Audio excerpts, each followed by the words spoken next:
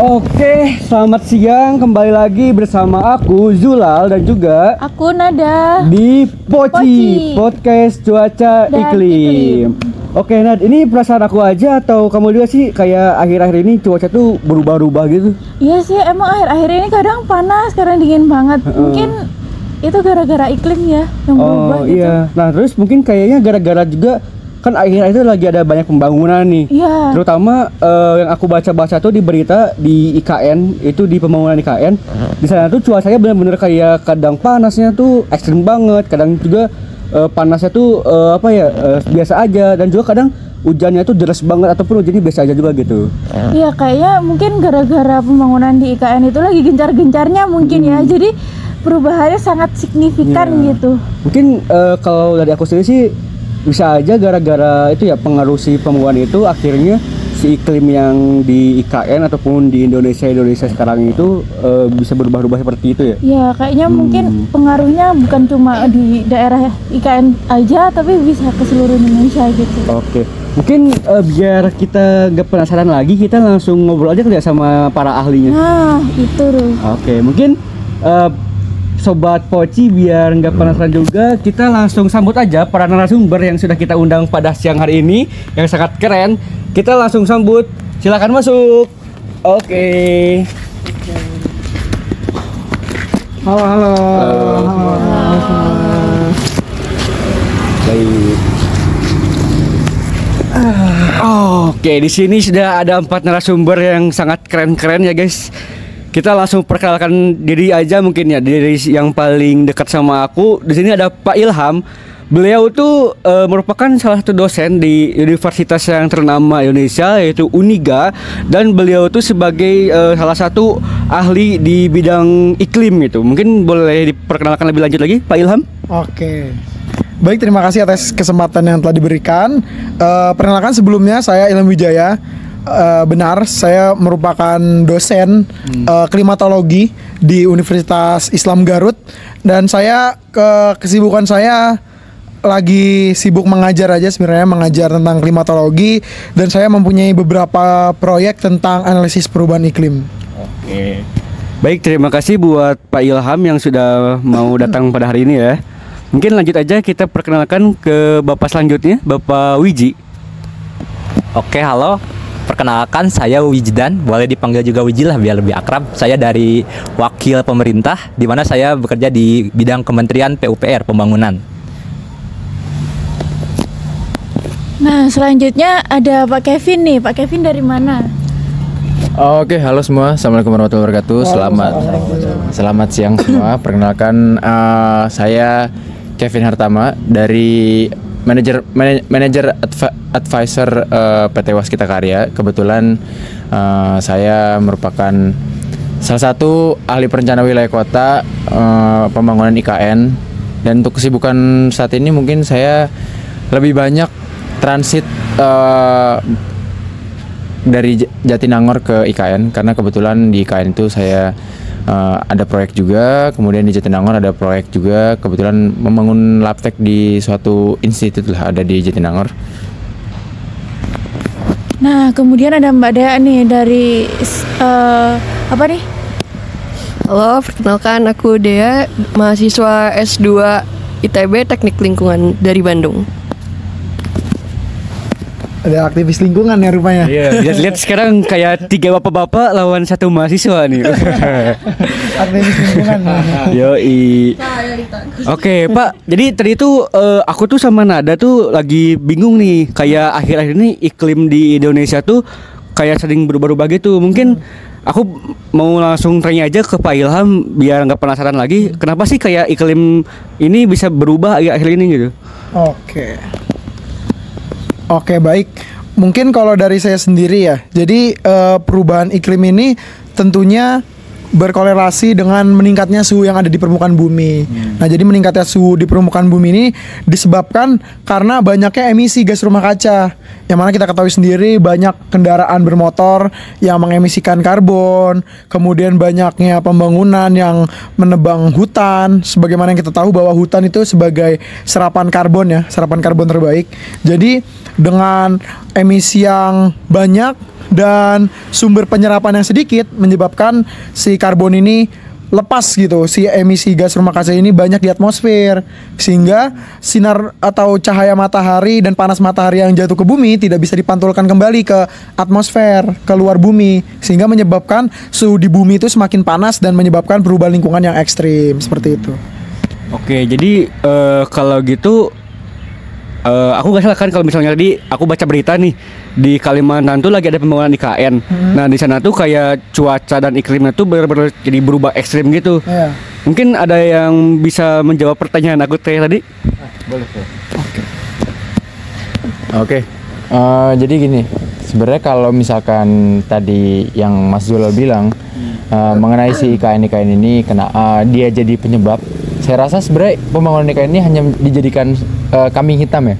Karena dijadikan kambing hitam karena kalau misalkan kita lihat hanya dari pembangunan IKN itu hanya setitik dari ya Indonesia lah ibaratnya. Cuma kalau misalkan memang pembangunan itu akan berdampak, cuma saya rasa berdampak itu nggak sesignifikan itu, karena kita tahu juga di Jakarta yang menjadi kota polusi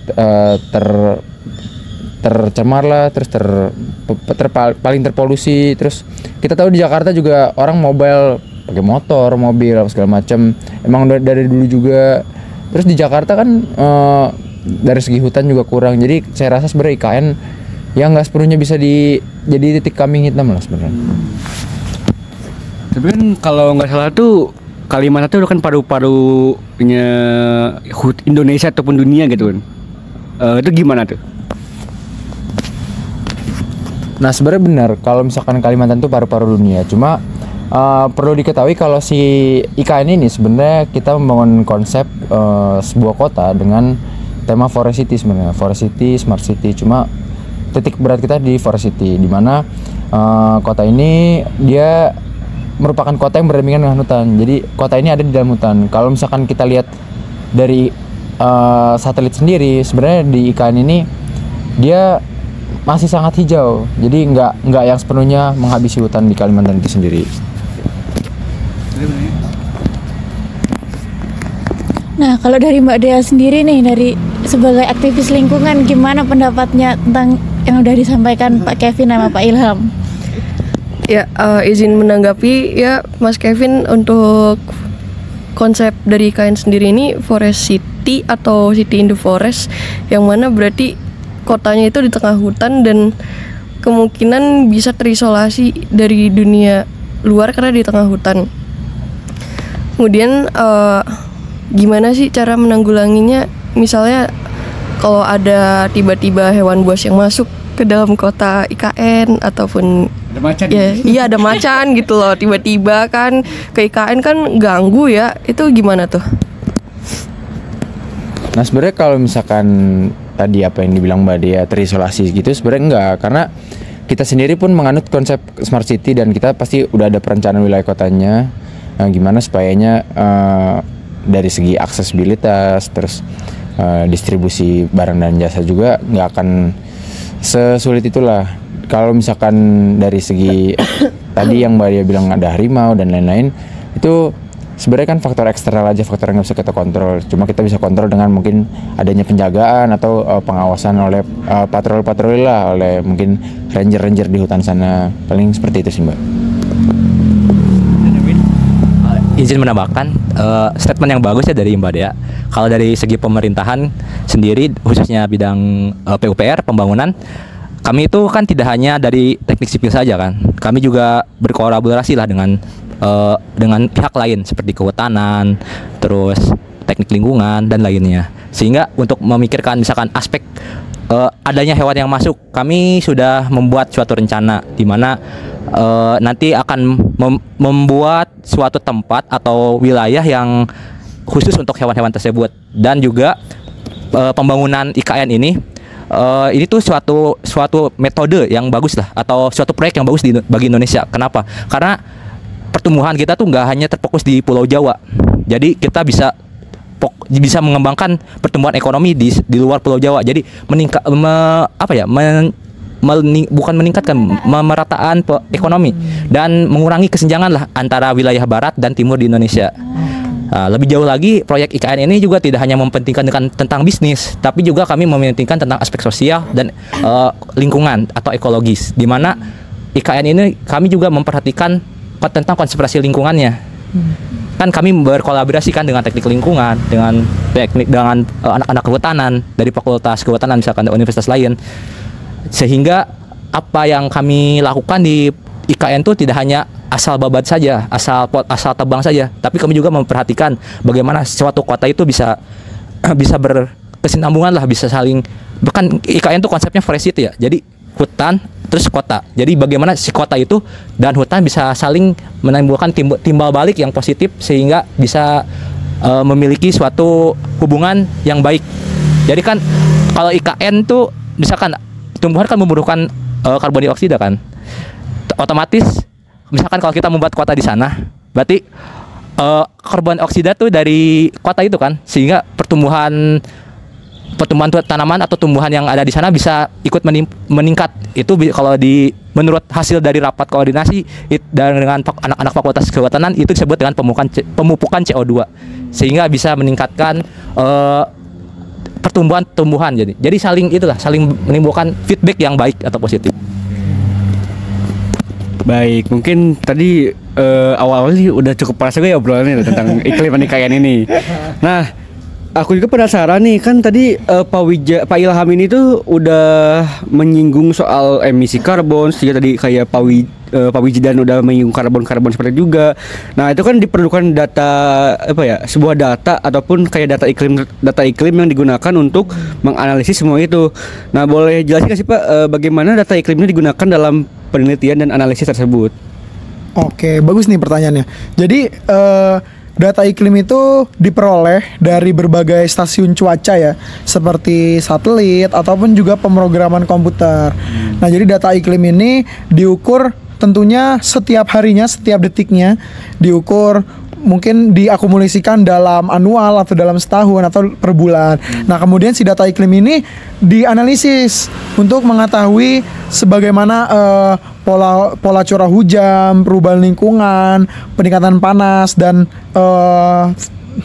dari analisis ini menghasilkan apakah si data lingkungan ini berbeda signifikan gitu dari data-data lingkungan yang telah diukur sebelumnya, apakah terjadi peningkatan ataupun terjadi perubahan-perubahan yang signifikan seperti itu. Oke. Jadi yang aku tangkap tuh si data ini tuh bakal dikumpulkan dari sumber stasiun cuaca atau satelit yang isinya tuh kayak perubahan suhu, curah hujan, dan juga faktor-faktor lain yang pada iklim gitu ya. Ya, benar. Oke, mungkin sekarang aku pengen tahu juga nih tanggapan dari Bapak Ahli Pembangunan Perkotaan, Pak Kevin, tentang data ini digunakan di IKN itu manfaatnya dalam hal apa sih gitu? Oke.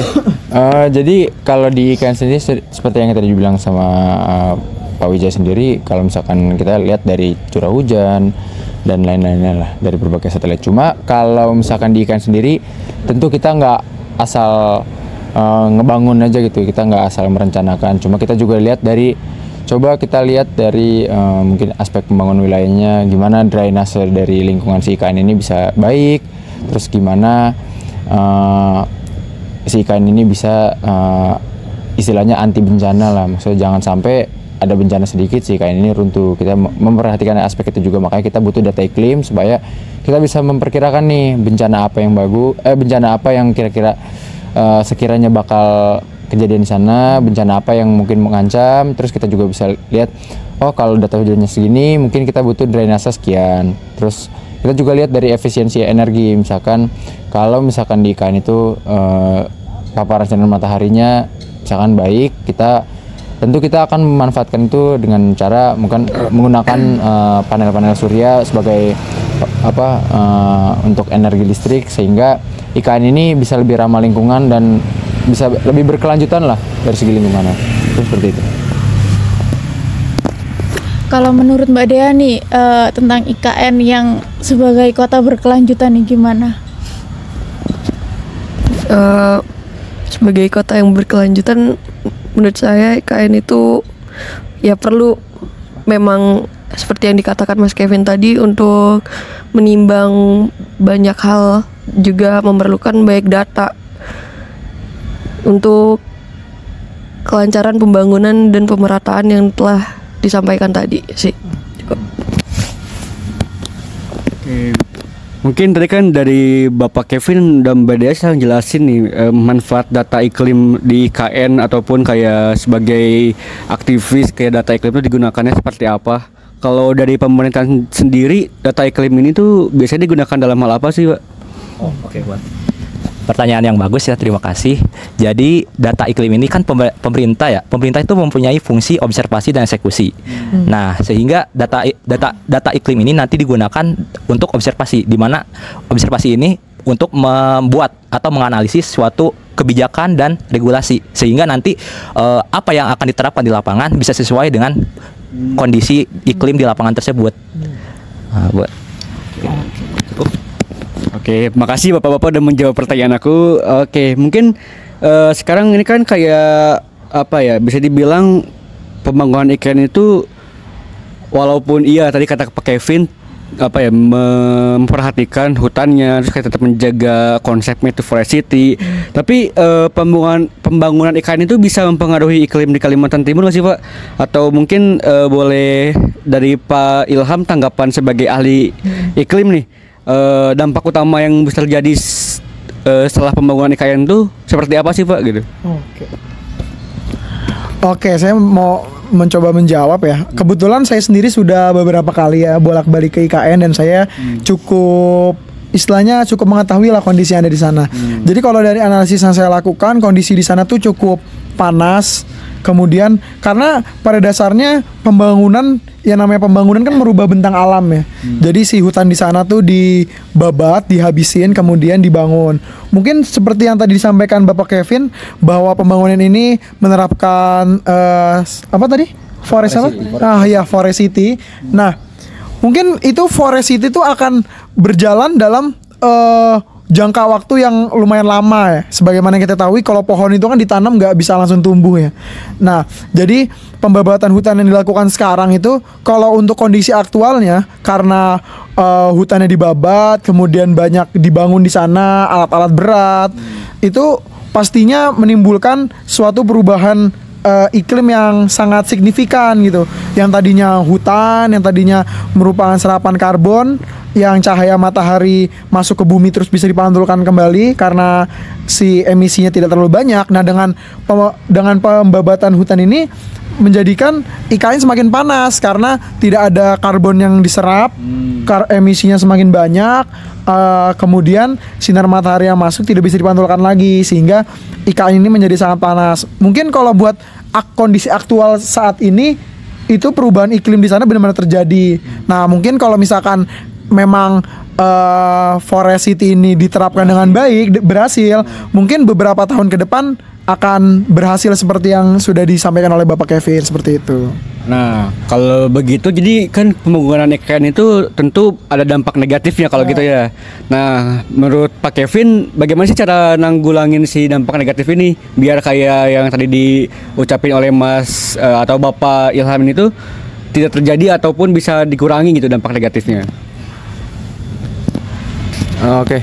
Jadi sebenarnya kalau misalkan kita lihat dari IKN itu sendiri, dari konsep Forest City ini sebenarnya kan tidak terlalu mengubah tatanan hutan si IKN ini. Mungkin dari segi perubahan iklim sendiri memang ada, cuma nggak seberdampak dan sesignifikan itu. Karena kalau menurut saya sendiri sebenarnya pemerintah ini smart move ya, karena membangun ibu kota baru di Kalimantan Timur, yang kita tahu kalau misalkan ibu kota ini terus-terusan di Jakarta, kita tahu di Jakarta itu dari segi ruang terbuka hijau dan dari segi tumbuhannya pun sedikit, dimana berarti penyerapan karbon dari Jakarta ini nggak maksimal, dan nggak mungkin dong kita bangun hutan di IKN tapi karbon dari Jakarta kita harapkan untuk langsung diambil sama mereka, karena ya kan nggak semagnet itulah istilahnya. Kalau misalkan kita pindahin ibu kotanya di IKN, akan probabilitas pembagian dari segi polusi dari Jakarta ke IKN pun akan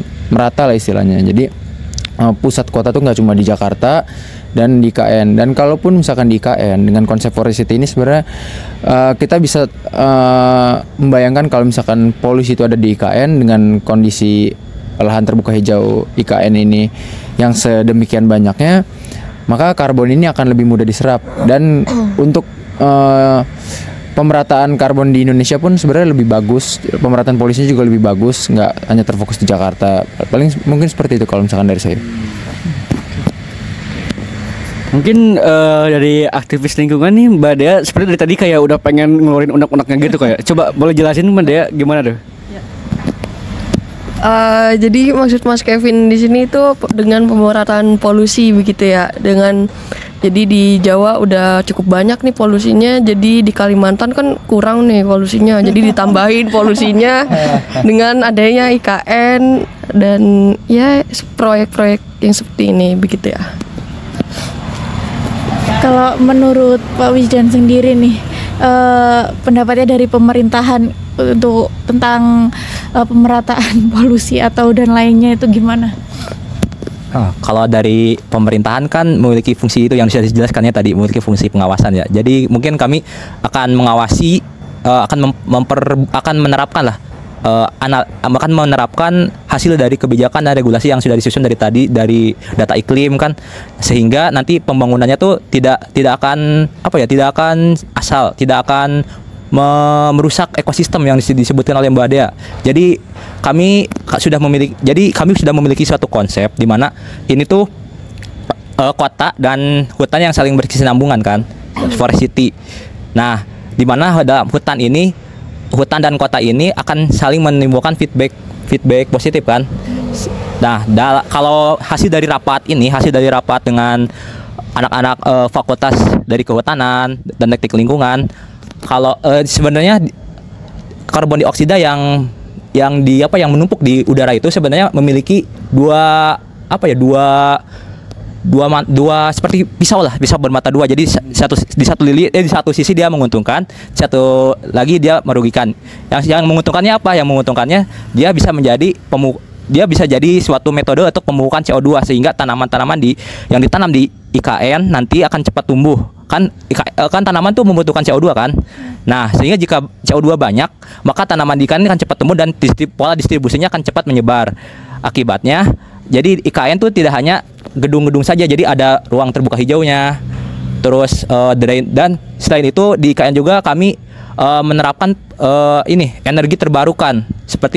Jadi kita mengurangi energi dari fosil atau batu bara. Seperti misalkan ngebuat panel surya. Selain itu kami juga dalam pengelolaan limbah kami lebih baik lah dibanding Jakarta. Jadi kami juga membuat drainase yang baik. Yang kan kalau di Jakarta kan sekarang sering banjir kan, kalau mau diperbaiki juga susah kan. Apalagi sekarang banyak maksudnya antar penduduk tuh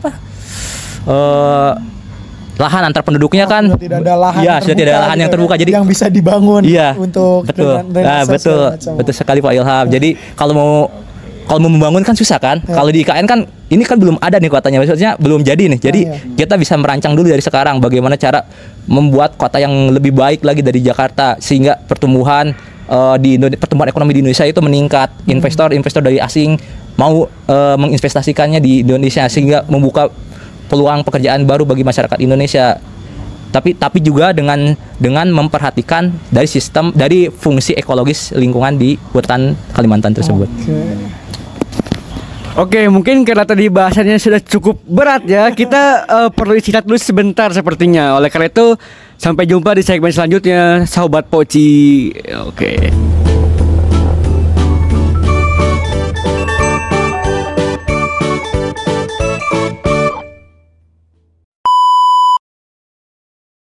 Oke, kembali lagi bersama aku Zulal di Sobat Poci, podcast cuaca dan iklim.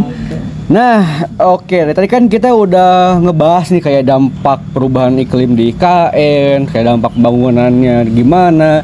Nah, sekarang mungkin aku mau bahas sesuatu yang menarik lagi nih, kayak upaya penanggulangan dampak perubahan iklim tersebut. Menurut Pak Ilham sebagai ahli klimatologi, apa sih yang bisa dilakukan dalam sisi ilmiah gitu? Oke. Oke, mungkin saya coba jawab. Sebenarnya ini jawaban ini tuh sudah disampaikan oleh Bapak Kevin dan juga Bapak Wijidan ya tadi. Seperti menerapkan smart forest, kemudian menanam pohon dan memperhatikan aspek lingkungan. Jadi sebenarnya yang harus dilakukan adalah analisis lebih dalam tentang apakah si pembangunan IKN ini menimbulkan perubahan iklim yang signifikan seperti itu. Seperti yang sudah dibilang Bapak Wijen tadi, bahwa sebenarnya CO2 yang ada di atmosfer itu memiliki dua mata pisau ya. Yang satu bagus untuk menemukan CO2, tapi menurut saya yang perlu diperhatikan kembali apakah emisi yang dikeluarkan itu sebanding dengan emisi yang diserap oleh tumbuhan. Kalau misalkan ada pohon, kemudian emisi yang dikeluarkan lebih banyak dan yang diserap sedikit, ya percuma, sama aja gitu. Si emisinya bakal terkumpul di atmosfer. Jadi yang perlu dilakukan adalah analisis lebih lanjut tentang si kondisi iklim di tempat tersebut, di khususnya di IKN. Kemudian dianalisis seperti apa sih upaya-upaya yang bisa dilakukan itu agar upaya yang dilakukan ini efektif gitu dengan si perubahan iklim yang ditimbulkan seperti itu. Oke, mungkin ini karena ada dari tadi kayaknya masih ada yang penasaran nih tentang ke pembangunan IKN ini.